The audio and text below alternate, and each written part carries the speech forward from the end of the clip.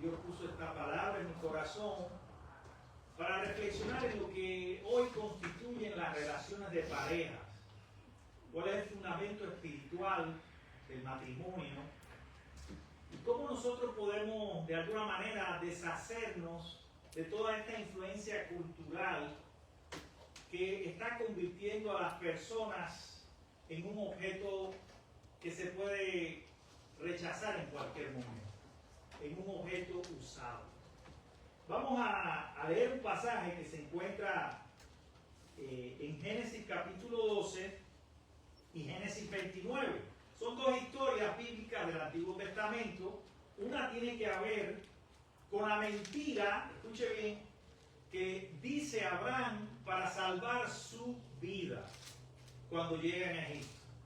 Y otra tiene que ver con todos los tratos que tuvo que hacer Jacob para quedarse con su amada esposa Raquel.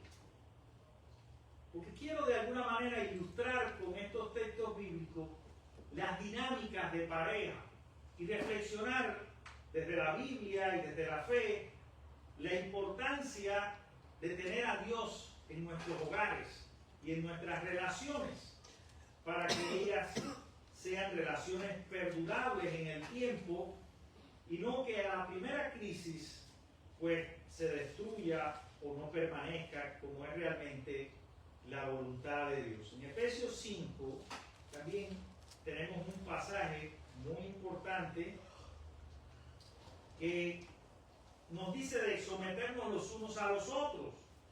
Y en el verso 22 dice, las casadas estén sujetas a sus propios maridos, como al Señor. Porque el marido es cabeza de la mujer, así como Cristo es cabeza de la iglesia, la cual es su cuerpo y Él es su Salvador. Así como la iglesia está sujeta a Cristo, así también las casadas lo estén a sus maridos en todo. Muchas veces este enfoque ha sido mal entendido porque no leen el pasaje que más me gustaría enfatizar, que está en el verso 25, y dice, maridos, amad a vuestras mujeres, así como Cristo amó a la iglesia y se entregó a sí mismo por ella, para sacrificarla, habiéndola purificado en el lavamiento del agua y por la palabra. Hasta ahí lo voy a leer. Vamos a orar. Padre bendito, en esta mañana te alabo, Señor. Qué bueno que estemos reunidos, Señor, en un mes tan hermoso como el que celebramos hoy, el mes de la familia, el mes del hogar, el mes en que celebramos el amor tuyo en nuestras relaciones más íntimas y profundas, como las relaciones de pareja, el matrimonio, como también lo es la amistad, Señor. Bendice este tiempo, ayúdanos a reflexionar profundamente en tu palabra, Señor. Que mentes y corazones estén listos para recibir tu enseñanza y para vivir por ella en estos tiempos. Ahora te rogamos, oh Dios, que esta palabra tuya llegue a nuestros corazones y nos transforme, Señor, que nos ayude a purificar nuestras vidas y nuestros hogares. Así en Jesucristo te lo ruego, Señor. Amén y amén. Amén.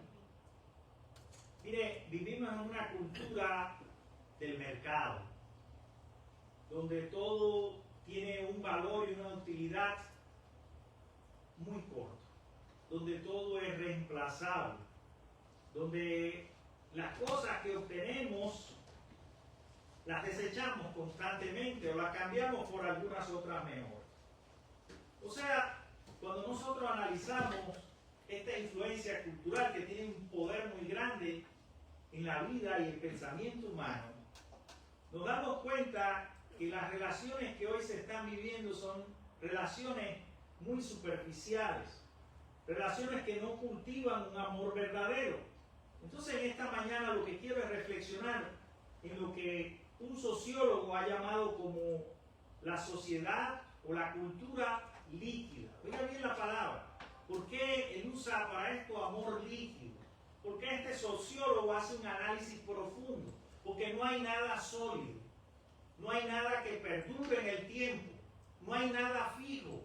Cuando estás con alguien, puedes cambiarlo si te conviene, si te hace feliz. Y ese es el gran primer error que cometen las parejas cuando están buscando completar su vacío en el otro. Porque nosotros somos imperfectos, porque nosotros mismos no estamos completos. Desde el mismo momento en que nacemos, nosotros sentimos que nos falta el cariño y el amor de la madre que gestó y que nos dio el pecho. Y esa insuficiencia humana va a perdurar hasta el día de tu muerte. Ese vacío va a seguir contigo y tú vas a tratar de llenarlo con cosas. Y muchas veces cometemos el error cuando elegimos a alguien para casarnos de que esa persona me va a hacer feliz. ¿No has escuchado eso? ¿No has escuchado también que se dice, bueno, sin ti mi vida no tiene sentido, sin ti no puedo vivir? Como la existencia misma de uno dependiera de ese amor del otro. Y ahí es donde tenemos el primer problema. Porque hoy en día, este señor que se llama Zygmunt Bauman, habla de que los vínculos son precisamente en esta cultura que vivimos del reemplazo, de la utilidad, son vínculos frágiles que se evitan muchas veces por miedo a perder tu autonomía. Las personas no se entregan completamente. Hay un psicólogo que a mí me gustó mucho, que se llama Gabriel Rolón, argentino. Les recomiendo que lo vean, que no desde la perspectiva bíblica, pero sí del psicoanálisis. Él habla del amor como algo que te hace vulnerable ante el otro. Cuando tú amas a otra persona, tú estás entregando un poder a esa persona, porque vas a abrir las ventanas de tu vida íntima, vas a conocer las heridas más profundas que tú has atravesado en tu vida, vas a conocer incluso tu pasado, los dolores que has vivido. O sea, te vuelves vulnerable emocionalmente y esa persona puede usar eso que conoce de ti al entrar en tu vida para bien o para mal, para producir en ti el influjo de la vida o el influjo de la muerte. Porque esas son las dos condiciones del ser humano. Estamos empujados a la vida, a las cosas que se construyen o a las cosas que producen en nosotros muerte, daño, y a veces esos daños son irreparables. Por eso cuando alguien ama, sufre porque ha abierto su corazón, se ha presentado vulnerable al otro, y ese tiene un poder sobre ti, que puede usarlo, como dije, para bien o para mal. Entonces la vida hoy en día, como les dije al principio, y desde una perspectiva a otra, la intención mía aquí es hacer una crítica a la frivolidad de la vida, a la superficialidad de las parejas, a lo utilitario a veces y lo conveniente de los matrimonios que se están estableciendo, que no se establecen por un fundamento espiritual sólido que les permita perdurar en medio de las crisis y los problemas. Entonces Dios nos puede ayudar porque tiene una propuesta diferente, un tipo de amor que no está condicionado por los sí de la vida. Te amo si me hace feliz, te amo si me complace, te amo si participas en mi proyecto, te amo sí. De ahí ponemos una serie de cosas. Cuando nosotros vamos a la Biblia nos damos cuenta que el amor que nos es relevado en Jesucristo es un amor diferente, es un amor incondicional, es un amor que sirve, es un amor que se sacrifica, que se entrega por el otro, que se hace vulnerable precisamente para producir vida y plenitud de vida en la otra persona. Entonces hay dos historias que me gustaría compartir, porque hoy en día los matrimonios son muy susceptibles a los cambios de pareja. ¿Usted sabe cuál es el índice de divorcio que existe actualmente? Un 50%. De cada dos, uno se divorcia. Y eso se repite constantemente. Entonces, las personas aman a otras personas según la psicología del pensamiento por algún rasgo familiar que aprendieron cuando eran pequeños, quizás de sus padres o de sus madres o de alguien que estaba en su círculo cercano. Cuando esa persona descubre que esa persona tiene ese rasgo, entonces se fija y pone atención en ella y decide que esa es la persona elegida. Esto es un análisis. Pero fíjense que muchas veces resulta así.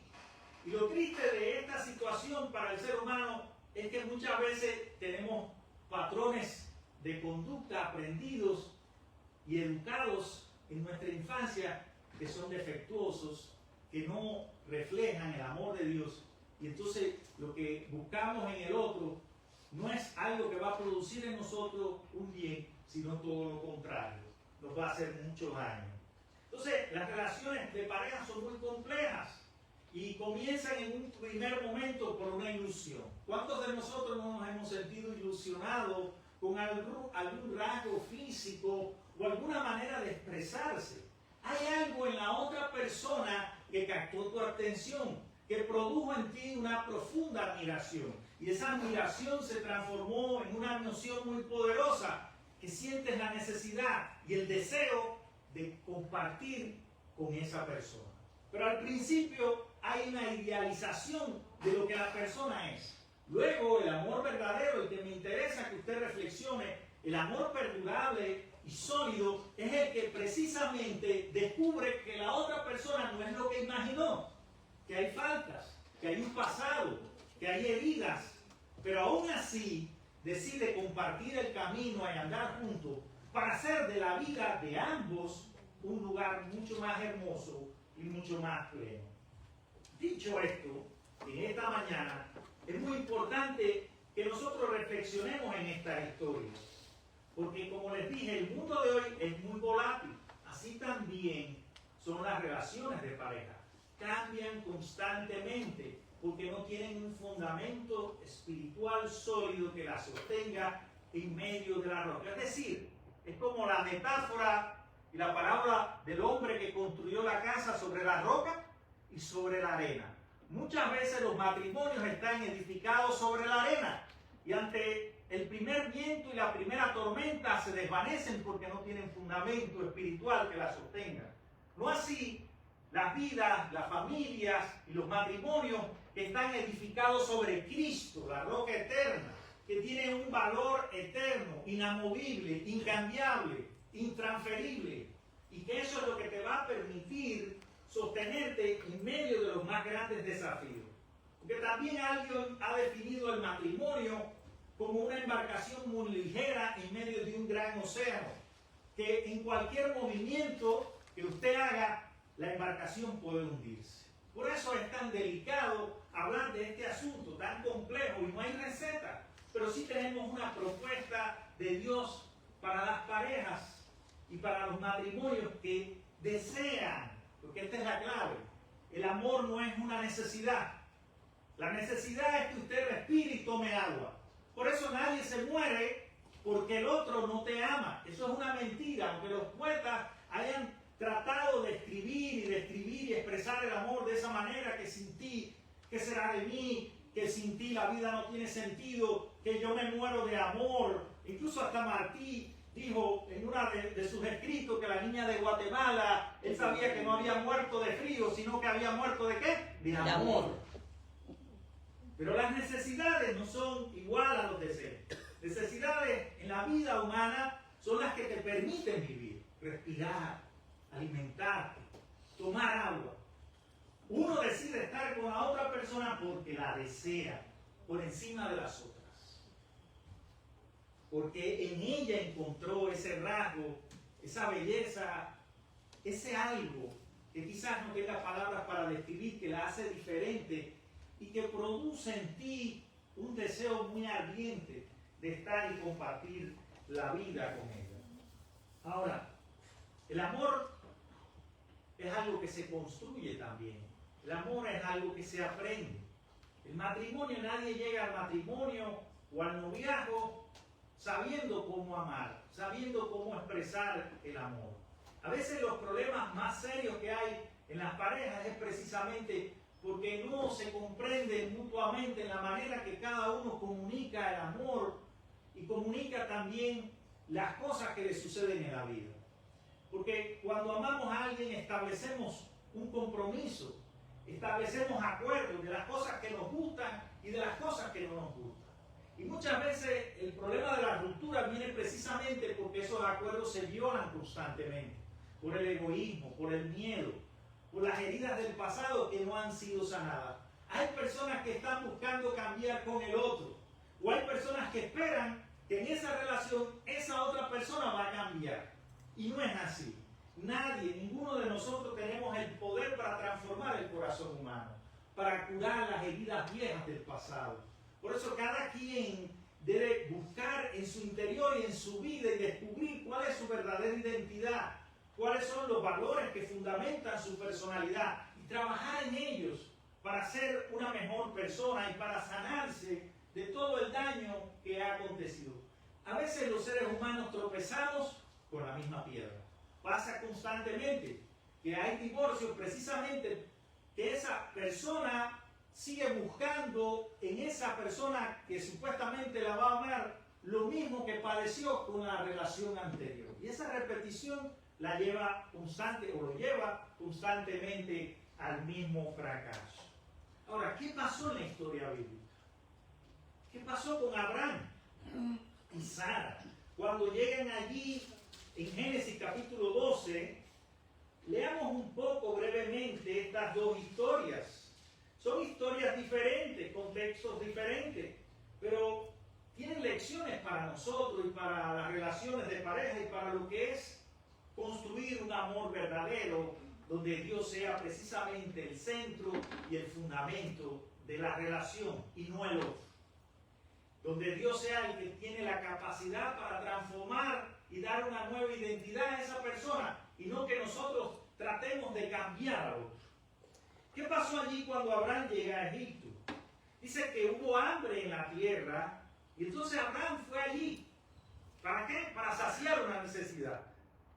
Y aconteció que estaba para entrar en Egipto y le dijo a Sarai su mujer: he aquí ahora conozco que eres mujer de hermoso aspecto.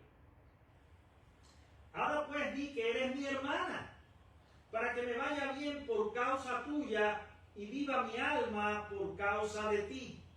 Y aconteció que cuando entró Abraham en Egipto, los egipcios vieron que la mujer era hermosa en gran manera. También la vieron los príncipes del faraón y la alabaron delante de él. Y fue llevada la mujer a casa del faraón. E hizo bien Abraham por causa de ella. Y él tuvo ovejas, vacas, asnos, siervos. Fíjense que Sara no se escucha en todo el pasaje. Hay un silencio que nos ensordece. Sara no habla. Y tenemos que entender el contexto de aquella cultura. Las mujeres no tenían la libertad de hablar ante una autoridad. No tenían ninguna prerrogativa que les permitiera incluso hacer negocios. Dependían exclusivamente de su esposo. Por eso cuando una mujer quedaba viuda, se sumergía profundamente en la pobreza, porque dependía del amparo legal del marido. Entonces, ella no puede defenderse a sí misma. Abraham siente el temor y la usa a ella como escudo de salvación para protegerse en ese contexto. Y miente, engaña, viola un principio ético, que es ser fiel a la verdad. Porque hubiera sido muy fácil para Abraham, el padre de la fe. Ya vemos que todos somos falibles como seres humanos, por eso ninguno podemos completar el vacío inmenso que hay en el corazón del otro, porque nosotros no tenemos un amor puro y completo, solo Dios tiene ese amor. Entonces Abraham había fallado allí, había fallado con su mujer, no había defendido la relación, sino se había defendido a sí mismo. Como el miedo y esa estrategia de supervivencia lo llevaron a mentir y a decir que no era su esposa, que era su hermana. Y esto trajo entonces, como siempre sucede, un problema mayor. Porque pecado produce pecado en la vida de las personas. Cuando ocultamos algo o cuando no decimos la verdad, el mal tarde o temprano se va a filtrar y va a generar una gran explosión, un mal mayor. Sara, por cuestiones culturales, no hablaba, pero sin embargo Abraham ofreció a su mujer como un botín, porque a cambio de entregarla como su hermano, que recibió, dice la palabra, La palabra dice que recibió ovejas, que recibió toda clase de bien. Porque ese era realmente en aquella sociedad el valor de una mujer. Cuando usted lee Éxodo 20, se da cuenta que hay un mandamiento que dice que no codiciarás la mujer de tu prójimo, ni su buey, ni su asna. Ese era el valor de una mujer, muy poco. Y esto ahora nos puede chocar con lo que nosotros entendemos en nuestra cultura, pero realmente era así. ¿Abraham creía en Dios? Les pregunto yo en esta mañana. Pues claro que sí. Creía que Dios es el Dios poderoso, el Dios eterno. Sí creía en eso. Sin embargo, no lo creía para la vida cotidiana. Y eso es lo que a veces a nosotros nos pasa. Nosotros tenemos a Dios aquí, en el culto del domingo. Creemos en su enseñanza, en el valor del amor. Confiamos en que Él nos va a preservar hasta la eternidad. Pero cuando tenemos que tratar con los asuntos cotidianos de la vida, Dios está fuera del pacto. Dios está fuera de esa relación con Él. Dios no interviene, Dios no toma el lugar que debe tomar para que los problemas se resuelvan según el camino de Dios y no según las estrategias de supervivencia nuestra. Este es un ejemplo muy claro de cómo a veces los matrimonios viven. Hoy en día hay muchos matrimonios que tienen ocultas, por ejemplo, las cuentas bancarias. Tienen amistades secretas. Y muchos de ellos no se atreven ni siquiera a amar libremente, amar desde la libertad. A veces el amor se ha vuelto en algo conveniente. Estoy contigo porque me conviene pagar la renta. Yo recuerdo que cuando llegué a este país, una persona, la esposa de un amigo, me dijo, el matrimonio en este país es un contrato, dice.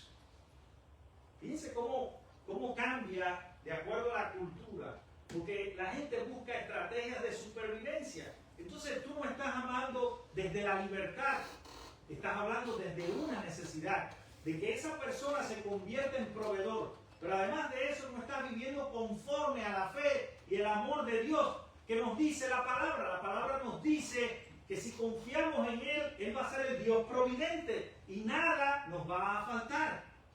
¿Se dan cuenta? Pero así vivimos, esa es la realidad que nos toca vivir. Por eso es muy importante que nosotros hablemos de este amor de Dios, de cómo cultivar el amor verdadero para que nuestras relaciones perduren y para que realmente nosotros podamos disfrutar, la pareja en sí pueda disfrutar en plenitud la vida. Porque yo decidí estar contigo sin condicionamiento, porque me atraes, porque siento el placer de compartir la vida contigo, porque sé que la vida contigo va a ser mucho mejor. Y eso es lo que la Biblia nos enseña, de ese amor que se vuelve también una manera de servir al otro, no de escudarse en el otro, no de esconderse del otro, sino de abrirse, de volverse vulnerable a ese amor, dándole ese poder para que entre en tu vida pero no te dañe. ¿Cómo sabes si alguien te ama de verdad? Cuando no te daña, cuando produce en ti un bien y una vida. Lo mismo esto es para las relaciones de los amigos. A los jóvenes se lo digo. Si tú crees que ese es amigo o amiga verdadera, pregúntate si esta relación te está llevando a un nivel espiritual superior, te está llevando a una cercanía con Dios. Si ese amor que dice no te hace daño, no es obsesivo, no es compulsivo, no es controlador, no es egoísta, sino es el amor precisamente que construye en ti una vida mucho mejor. Amén. Amén. Entonces tenemos esta historia donde el miedo empieza a lacerar esa relación. Y todos esos miedos de Abraham y de Sara, esa falta de fe del cumplimiento de la promesa, constantemente una y otra vez van a salir como un patrón que se repite en la historia, trayendo problemas al matrimonio. Y eso lo podemos ver hoy en día, ¿no? ¿Cuántas personas hoy en día, cuántas parejas están realmente buscando seguridad en el otro? Cuando la seguridad única la podemos encontrar en Dios. No podemos pensar que nuestra vida va a cambiar radicalmente si nosotros estamos depositando toda esa carga en el otro, de que esa persona me va a hacer feliz.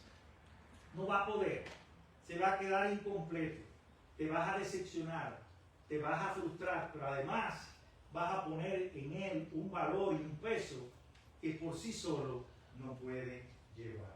Ahora, la historia de Jacob, Lea y Raquel. Esta es una historia diferente. Esta es una historia donde Jacob se enamora a primera vista. Dice la palabra que Raquel era bella y de buen parecer. Y Jacob quería casarse con ella. Su tío, Labán, que tenía muchas ovejas, tenía ganado, que era una persona que también le gustaba hacer trucos y trampas, le dijo, está bien, ¿a quién mejor podría ya dar yo mi hija, que era la menor, hago ese paréntesis, que a ti, que eres mi sobrino? Para que se la lleve un extranjero, mejor que todo quede familia. Pero tienes que trabajar, ¿sí? Y el amor de Jacob era tan grande que sacrificó ese tiempo para obtener el casamiento con Raquel. Pero llegado el momento, por una costumbre cultural, su hermana Lea era la mayor y la Biblia no nos dice que era de buen parecer. Entonces, Lea, como era la mayor, era la que tenía el derecho por la ley de ese lugar a casarse primero, no la menor. Y eso no lo sabía Jacob, pero sí lo sabía Labán. Entonces, le dio primero a Lea como cónyuge para que luego pudiera casarse con Raquel. ¿Se imagina que hoy en día en los matrimonios entre un hombre y una mujer hay muchas, a veces muchísimas diferencias que tenemos que llevar en el camino? ¿Se imaginan dos mujeres por un mismo hombre? Todo el problema que surgió, la disputa. Entonces Lea trataba de agradar porque Lea sabía que Jacob no la amaba, que había sido un trato, un convenio. Y Lea trataba de darles hijos. Cuando usted ve el significado de los nombres de los hijos, todos expresan algún dolor, una frustración, el deseo de que Jacob le diera hijos para que él la amara. Pero eso nunca iba a suceder. Ella no podía comprar el deseo de su esposo por darles hijos. Hay mujeres que a veces hacen eso, pretenden que su esposo o su pareja nunca se vaya y empiezan a darles hijos. No sé si en algún momento usted conoció un caso como ese. Yo lo he conocido en mi vida. Personas que pretenden ganar el amor del otro con algo. Eso es imposible de lograr. Pero lo cierto es que allí empezó una disputa entre dos mujeres a ver quién era la más valiosa, quién era la amada para Jacob. Y esa lucha generó un problema familiar muy grande, ¿no? ¿Qué nos enseña esta palabra? ¿Y cómo obra Dios en medio de esos problemas? Primero, Dios trabaja con Lea, con la dignidad de esta mujer. Porque realmente ella no estaba, ella estaba buscando el valor de su vida en Jacob y no en sí misma y no en Dios. Y ya cuando ella tiene el último hijo, ella dice una frase muy importante, porque en ese momento donde ella, que se ha sentido indigna, que no se ha sentido valiosa para su esposo, encuentra su valor precisamente en Dios y dice, ahora que he tenido este hijo, voy a alabar a Dios. Miren cómo cambia la perspectiva de las cosas. Ahora su valor va a estar en lo que Dios quiere para ella, en lo que Dios sabe de ella, no en lo que opina o en el amor que le puede dar o en la validación que le puede dar su esposo, dándoles unos hijos detrás de otros. Ahora Lea entiende que el valor proviene de Dios y no de lo que mira en ella Jacob. O sea que Dios sana la fuente del amor para que la persona pueda amar desde la plenitud y no desde la carencia. Amar desde la plenitud del amor de Dios y no desde la carencia. Y por último, Efesios 5 nos hace algo muy importante, nos hace pensar en algo muy importante. Es este amor ágape, es el amor que se entrega, es el amor que sacrifica por el otro. Es el amor que no es egoísta. Ese es el amor de Dios, muy difícil de practicar en la vida diaria. Algunos incluso se han preguntado y me han dicho, ¿tú crees que nosotros seremos capaces de amar como Dios alguna vez en la vida? ¿Tú crees que nosotros somos capaces de manifestar el amor ágape que nos describe 1 Corintios 13? Si nosotros estamos condicionados por el placer y las emociones, si nuestro amor es un amor egoísta, es el amor eros, es el amor que se basa precisamente en esa atracción física. Y yo creo que sí hay algo que podemos construir en nuestra relación diaria con esa persona que decidimos un día compartir la vida.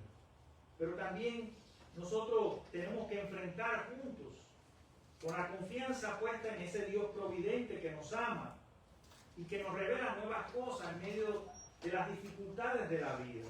A veces, como matrimonio, tenemos que enfrentar enfermedades, crisis financieras muy profundas. Y muchas veces en la cultura de hoy, quizá la solución cuando llegan esas crisis es separarse. Por eso hay tantos divorcios. Aquel que yo me casé, que tenía un buen puesto de trabajo, que tenía un income tax muy bueno y que me daba solvencia y estabilidad económica, ahora no lo es. Ha dejado de ser productivo.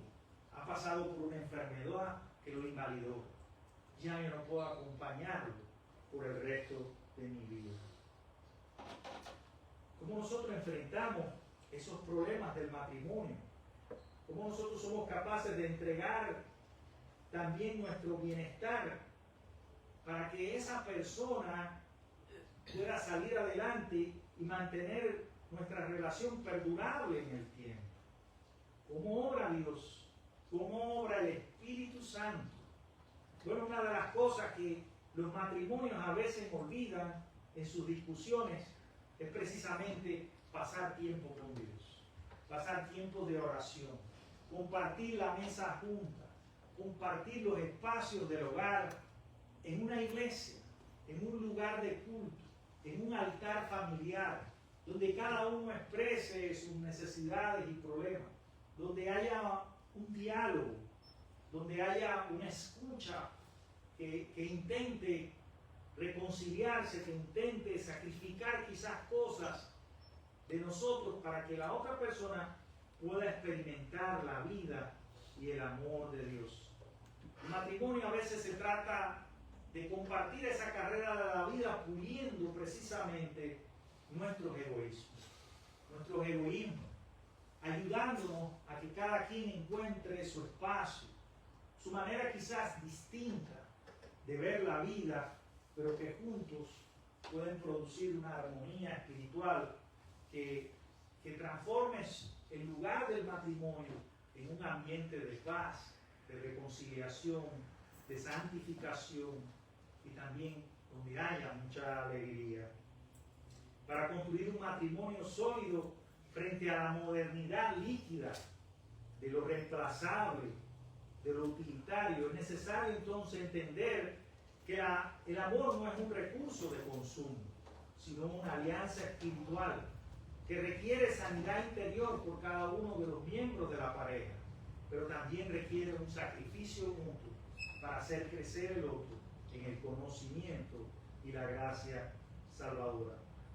El matrimonio no es solo una construcción social desechable, sino una escuela de santidad donde se aprenden virtudes como el perdón generoso, la paciencia y el sacrificio. Las decisiones a veces nos ayudan a perdonar las ofensas, a no reemplazar rápido porque las emociones nos embargan, a pasar del sentir al actuar en beneficio del otro, entendiendo que los periodos de dificultad son pruebas de fuego que purifican nuestro carácter y que nos hacen más parecidos a Cristo.